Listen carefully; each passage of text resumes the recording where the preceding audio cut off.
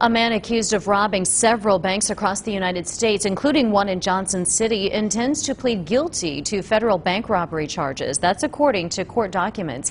Investigators accuse Jason Lee Robinson of Pikeville, Kentucky, of robbing banks in Florida, Asheville, North Carolina, Johnson City, Tennessee, Mount Juliet, Tennessee, Alabama, Illinois, and Utah. All of these happened, police say, between December 28th and January 17th. He was later arrested in Fruita, Colorado.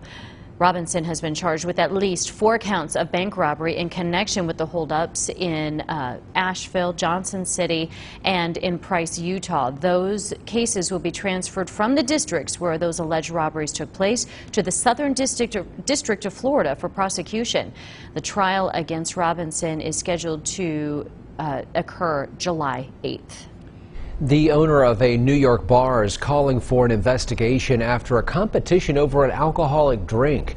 The Long Island Iced Tea Challenge was held last week in Washington, D.C. Here's video from the watch party in Kingsport. The goal to determine who had the best tasting version of the mixed drink, a bar in New York or a bar in Kingsport. Kingsport won that competition, which the New Yorkers now called a fraud.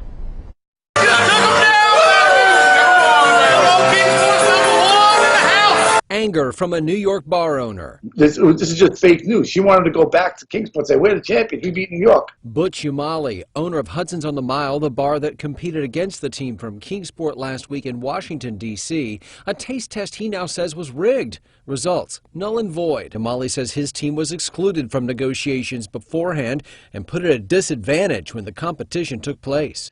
And they even made themselves their own trophies. I'm like, this is crazy. Umali said his team spent thousands of dollars to compete in New York, and then in Kingsport, and finally in Washington, D.C. We took the hospitality. We trusted them because we thought they were our friends. Now he says they're considering legal action against Visit Kingsport, the city's tourism bureau. So they're taking taxpayer money to go and drink. New York would never do that.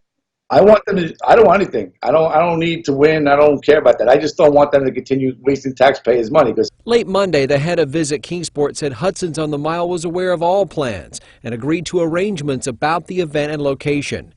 Judd Teague says at first he thought this was just the Long Island team's way of keeping the competition going, now calling it very unfortunate and disappointing if they really feel this way.